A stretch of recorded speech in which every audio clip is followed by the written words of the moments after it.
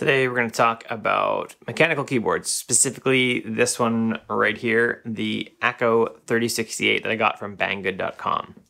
Before we dive into this, let's talk about what I'm looking for in a mechanical keyboard.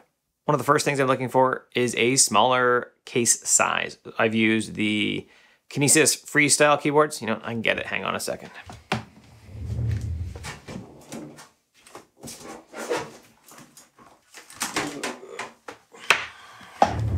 The Kinesis Freestyle keyboards, I usually use them in a full split so that my hands were directly in front of myself and it wasn't an issue. It was good for ergonomics and that's why I got it first, but I'm not loving that anymore.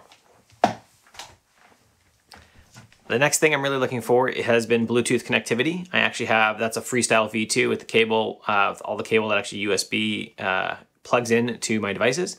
But I've also been looking for, and I own a Kinesis Freestyle Blue, and the Bluetooth connection has just been bad. There's nothing else to say. It's been a bad Bluetooth connection. I haven't liked it. It hasn't worked well.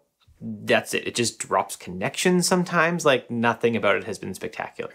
Kind of from day one, although I feel like it lasted better at first and now it doesn't work well at all. It just drops out connections, whether it's on my iPad or my Mac. I've also just been, I don't know if it's interested, but intrigued by mechanical switches. I like the Kinesis Freestyle isn't mechanical. I don't actually know what switches it has. It doesn't have that click or anything like that. If it is a mechanical, it's a silent switch, but it has a longer throw style switch. It's not like a little chiclet keyboard or any of the Apple stuff lately. That's been pretty terrible. So I've liked that, but I went specifically with this one for mechanical switches because it's interesting, because I wanted to try that out. And finally, this has kind of been the lowest thing for me, has been ergonomic. I'd love to have an ergonomic mechanical keyboard, although they seem pretty hard to come by. Now that you have some of my ideas of what I'm looking for, let's dive into how the Akko 3068 holds up.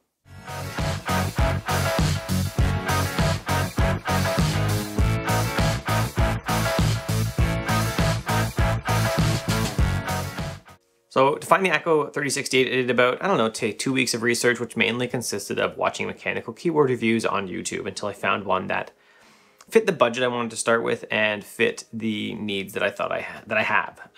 And that's where I came up with the Akko 3068. It has multi-device connectivity, it's 65%, it's got dedicated arrow keys, which I really like, and it has media keys. We're gonna get some caveats in all of this though. So now first off, to connect it to Bluetooth, it does 3 devices. They are on the E, R, and T keys, and what you do is you flip it over, you turn on the Bluetooth switch, you flip it back over, you're gonna hold the function key, and then you're going to hold tab until it starts flashing fast, and then you're going to press, press E, R, or T for Bluetooth 1, 2, or 3. And you can see on the side that they are side printed with the Bluetooth numbers. Now, unfortunately, notice I said press, not hold E, R, or T. This has been a problem because if you hold it, or to activate it to switch device profiles, you hold function and then hold E, R, or T. If you just press it, it puts it back into pairing mode. So that's not been wonderful. And then if you want to toggle back to wired mode, because it does have a Usbc connector, that's one thing I've loved about mechanical keyboards so far, is that they pretty much all have Usbc connectors and none of this micro USB crap. In fact, I don't think I've seen one yet that does not have a USB-C connector. Anyway, you can either hit tab, but it doesn't really indicate whether it's in Bluetooth mode or not, or I haven't found a good way to tell with the lights.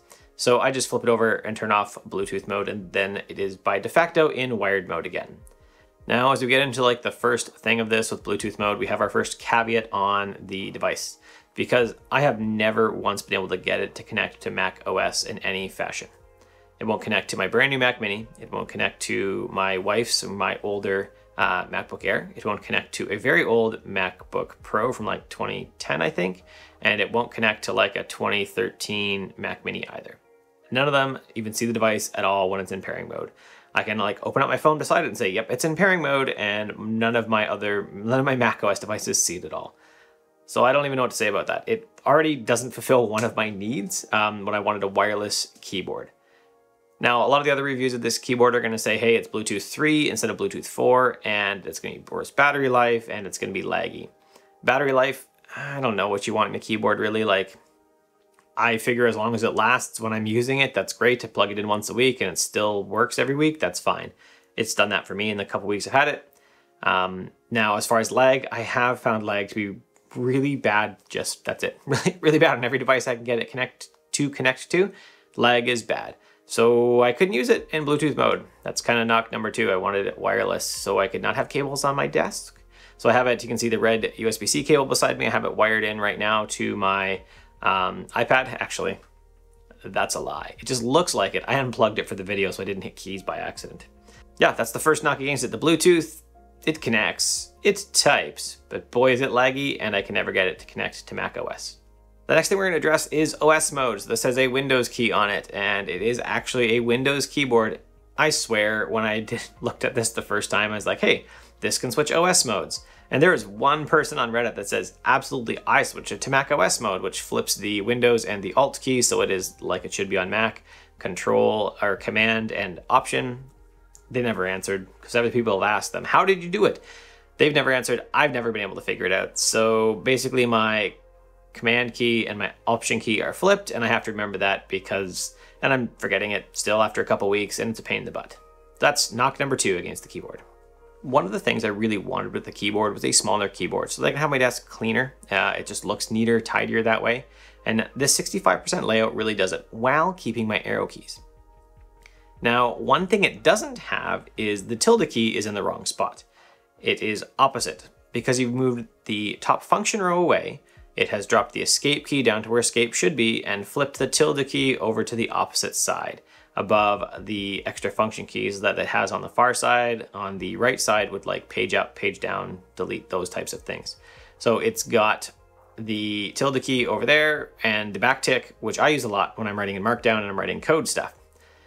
Not a deal breaker, but again, it's annoying, just like the Bluetooth thing. It's not a deal breaker maybe, but it's certainly really annoying.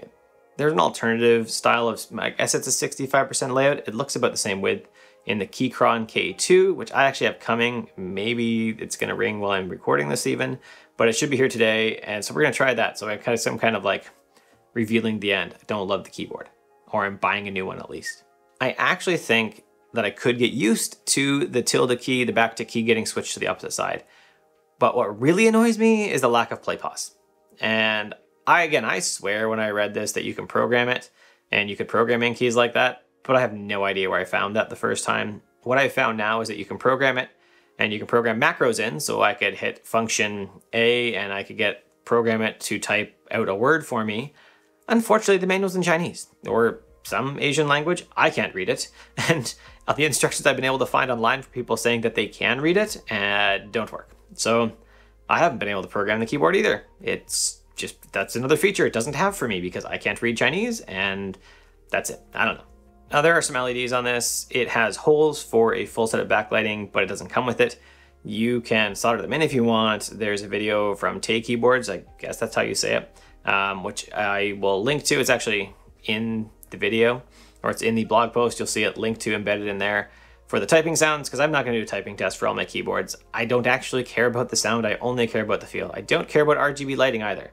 The Keychron that's coming has RGB lighting, and I am going to say nothing about it probably except that it does it. It also, this came in a nice box. It's a box, people. Well, look, what's up? Came with a keycap puller, great, and some purple keys. My kids picked the key colors for my keyboard, and they picked purple and blue, and they just told me which ones to put where, and that's fine. I got this with Cherry MX Browns, and I'm sure you're gonna ask me what I think of them. They type, that's all I got for you. That's all I got for you at this point. I got Cherry MX Browns because that's what a bunch of people on YouTube said would be good for someone starting out with mechanical keyboards. So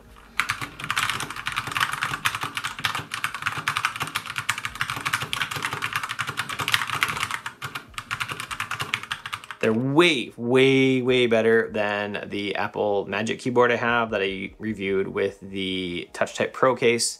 They are they're better than the Bridge keyboard. I like how they feel more. They're a little bit better than the Kinesis Freestyle, but that's it. They're longer travel. They feel pretty good. I've been typing, for a couple weeks with them, and they feel great.